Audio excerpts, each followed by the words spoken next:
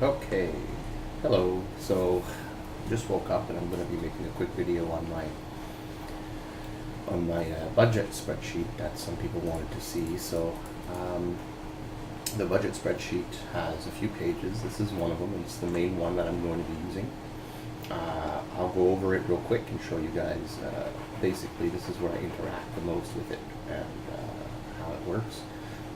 There's another page that's the summary, which this just takes from the other page and tallies up each month and gives me averages and totals. So at the end of the year, I can see how much I spent in each one of the categories. And it also here in this section here will tell me all my expenses and my incomes again each month and how much I've been saving. So this is more of a savings section, and this is just more of a generalized where I've been spending the most section. And there's going to be another page, but I'm not going to go into this one because I'm still sort of setting it up. This one here is set up, each one is set up for a specific loan that I might have, and it calculates based off of the interest rate how much time it's going to take me to spend off, how much is going into interest and principal, and in this particular page I was experimenting with the private mortgage insurance and the escrow for property taxes if this was for to be like a mortgage or something, and what the actual payment is versus just the where is it, total payment, which would be just for the mortgage, but the actual payment because of, you know, if there was private mortgage insurance and the property taxes, what it comes up to. Anyways, we're not going to be looking at that. That's just a quick overview. What I really want to show you is this. Oops, let me make this a bit bigger so we can see it better. So, the way this works is each month I come in here and everywhere where it's a little gray, like here in these areas, is where I could put in manual numbers. Everything else is populated by itself. So I got little formulas that automatically calculate things for me. But what I do is I go into these grayed out areas, all these areas here, and I put in my numbers based off of what's going on. And everything just, all the other information gets filled out. The only part I don't have working in this sheet right now is here. This is my debt summary page, and that's going to be pulling from the debt stuff that I showed you earlier. And right now I don't have that set up. But it's going to show me a lot of just generalized information, like how much money I've repaid and what the percentage of it I'm at is repaid and the remaining amount. And I put a couple details here because each one of my debts are different from one of the other, like the percentage rate and how frequently I pay and the day itself that it needs to be paid. Sometimes it's on the 30th, sometimes it's 2 times a week, so it's one of those weird things. So I put those there as notes for me later. But let's get into it. So this page here, we're looking at August 1st. There's one for each month. This one is September, October, so on and so forth. I'm starting in August because I want to start on August 1st. So next year I'll have one for each one of the months of the year. And what I do basically is I have all of my different categories. So all of my expenses are set up. You know, I put mortgage and car loan there because that might be something in the near future. We'll see. But I do have rent, student loans, consolidation loan, RBC loan, line of credit, electricity, internet. Housing is, like I put notes here, so cleaning products, paper towels, common goods, general house maintenance type stuff. Mobile, cell phone, insurance, so I didn't put anything in insurance. Please don't get to that. Insurance is just my private house insurance, or maybe medical insurance if I, you know, but that gets taken out of my pay automatically. Groceries, dining out. Dining out is anything sort of entertainment. Eating out, and also like any alcoholic beverage I might have while I'm out, or even in the house. Everything goes in there. Smokes because I'm terrible.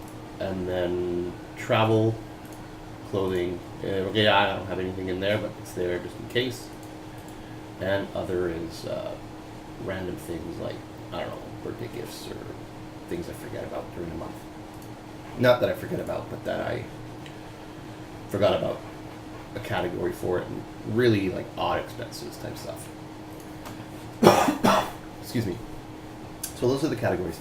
And then under each one of the categories, I have the one where I actually put in the number is allotment.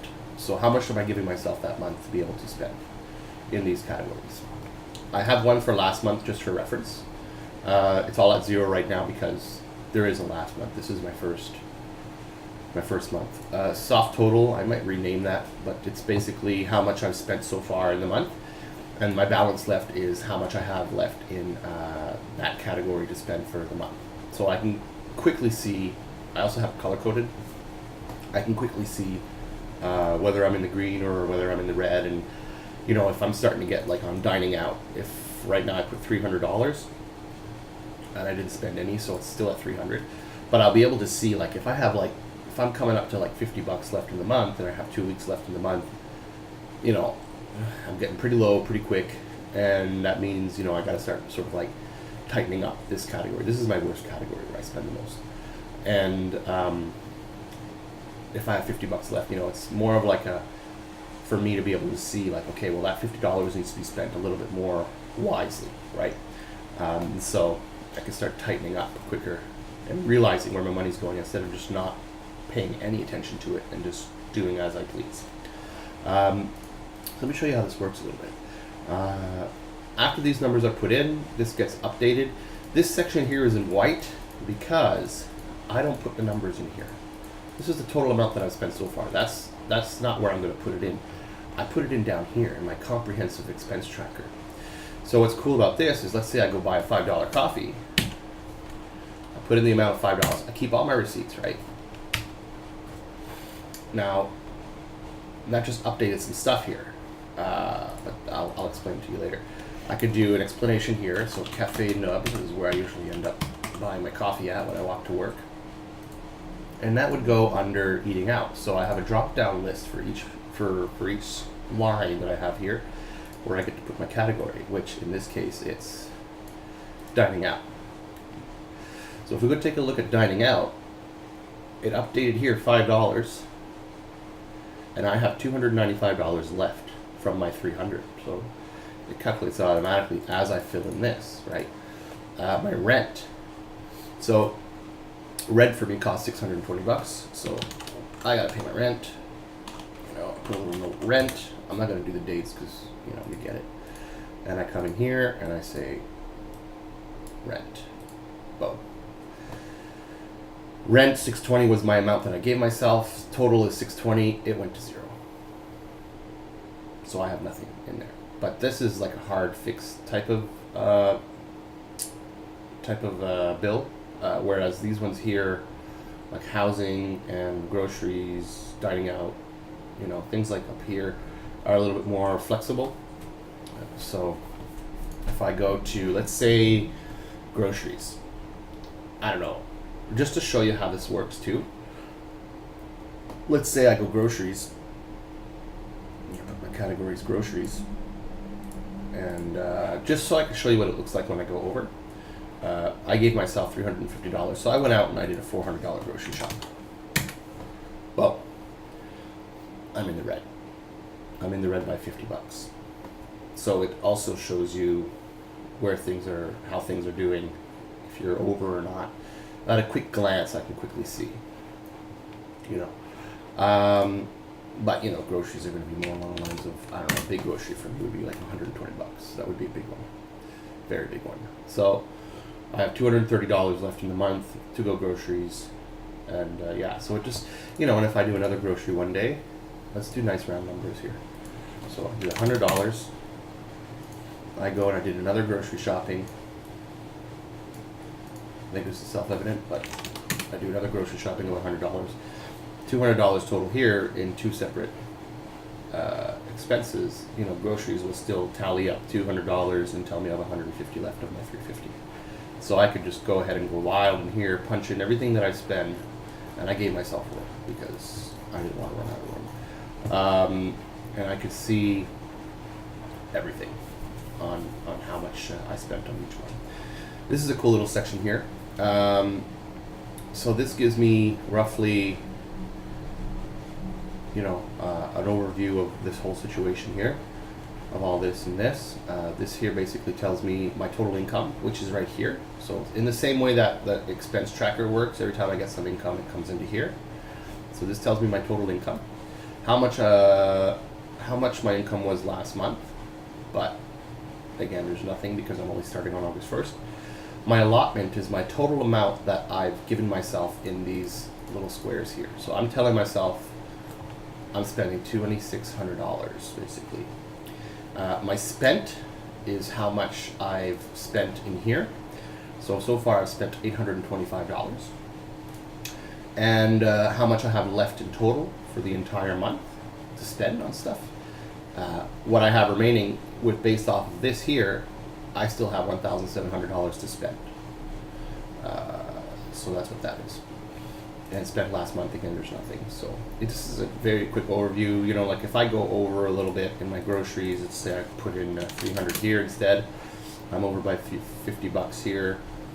You know, I still theoretically, if I want to reach my goals, which is to save money, you know, $50 is not the end of the world, and I could pull from, you know, I could just say, well, I still got 100. I got this. This is the money I have to spend for the month, really, if I have to go to that level of thinking.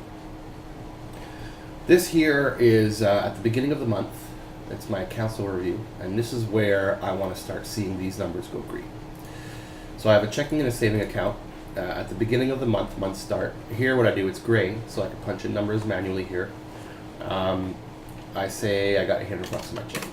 And in my savings, let's say I got 0. Well, on my month end, basically the month start on the next sheet, I say I got, let's say 1,500 at the month end in my account. I hit enter, boom. I'm right now $700 in the green, you know. And if, let's say in my savings, I put in $200, my total gain is $900. From 0 to 200, from 800 to 1,500 in both accounts, my total gain is this, which is cool. So I could see it at a glance how well it's doing. And let's just to show you this here, the total income, I could punch in, you know, source is work, right? I usually get picked twice in a month, so let's do that. My amount, let's say it's 1,500, 1,500. Dates and notes if I have to. Total income is 3,000. Total income is 3,000 here. It got updated automatically. And then I can see, you know, of my total allotment out of $3,000, you know, I can see that things are in the right place. My allotment is lower than my income. This is it's just good. So I know that I'll be able to have some green here, which is really the goal of it. Also, just to show you a little feature of this thing here, if I put in 0 here, or not 0, but let's say I put in 20, you know, like I started at 800 and I ended the month at $20 in my account, then it'll go green, it'll go red, saying like, yeah, you lost money that month, you spent way too much and you're in the red. So that's something. This I just did. It doesn't update. It doesn't do anything fancy like up here. It's just fancy in it of itself, and it just shows me. Basically, what it's showing me is I put in a value here. Now I tend to pull in about this average over the year monthly, because some months I get paid twice and some months I get paid 3 times. So it's the idea of having 52 weeks in a year and you know 12 months. And if you're familiar with that, well, this is my average per month. And my savings is basically all of the values in here that I've given myself. So my total allotment, where is it? My allotment minus my average, and it's going to give me about $885 in savings. So this is just a quickly what I just wanted to see in a visual way, where, you know, these numbers here, the numbers that I punched in, so rent, you know, $150 for student loan, you know, $350 in groceries, you know, dining out and all that. I wanted to see visually the percentage of what each one of those did. So I can hover over it and it'll tell me RBC loan is about 4%. Right? My consolidation loan is going to be 6%. My groceries is about 10% of my income. And this part here is my savings. This is what I wanted to see. So $885 in savings is 25% of my income. Rent is big too, 18%, based off of $3,500. So this is just for fun. I wanted to see it, and that's how that works. So let's just punch in some spendings. I don't know, electricity. What's my electricity? 1862. And we'll go take a look at the end of the year. Consolidation loan, let's say it's 200. Dining out, let's say I put in about 250. All right, so that's sort of what it's going to look like. I'll keep all of my receipts. And that way I can come in every week with my receipts or whatever, daily, or I think monthly would be a little bit of a pain in the ass, but maybe every weekend I can come in and put in my receipts or something, or daily if I feel like it, or maybe daily at first because I'll be excited to start trying to use it. But after a time, I think weekly is probably going to be the best way to go. I don't know, insurance. Do I have anything on our insurance? I don't. Whatever. Insurance I paid yearly, so I'm a little confused on how to do that. Maybe I should just put a balance of what it breaks down to yearly, and then some months I use it, and then more of a savings type thing, because I won't be using it for a while. My mobile is expensive. I'll put 80 down there. It's probably what I got in here anyway. Yeah, it's 0 now. Okay. So with values in here, and I go to my summary. So for August, it's telling me everything. So September, October, and the rest of the months down here, all of these won't have any values. But because I just punched in some numbers for August, these are going to have values now under each correct category. Rent was 620, consolidation loan was 200, electricity. I just put in some values randomly so we can get some numbers here. And excuse me. And here it's going to tell me what my averages are. So, oh, I didn't plug this in. I'm noticing it's still all at 0. I gotta fix that. It's a bug. It's the first time I've actually run through it for real. So yeah, so I'll have my averages now. Right now it's averaging with the numbers of 0, so it's telling me my average is 372. This only really works at the end of the year. There might be a way to fix that, but right now it's set up so that it's still going to average with the zeros in place. So at the end of the year, I can come in and it'll be correct. But what it does is it gives me my average spent, and it also gives me my total. Right, the totals will work fine because it adds zeros and it does nothing. But in the averages, it actually takes all of these and then divides it by the entire amount. So the zeros are pulling down to $255 to $51 average for dining out, which is not right, but it's because we're not at the end of the year. So this will give me a really nice bird's eye view of the year, and it'll do it for this too as well. My expenses, my incomes, and how much at the end of the year my bank ends, so I can see how much money I'm actually making, how much I'm saving. So my goal is about to save $1,000 a month.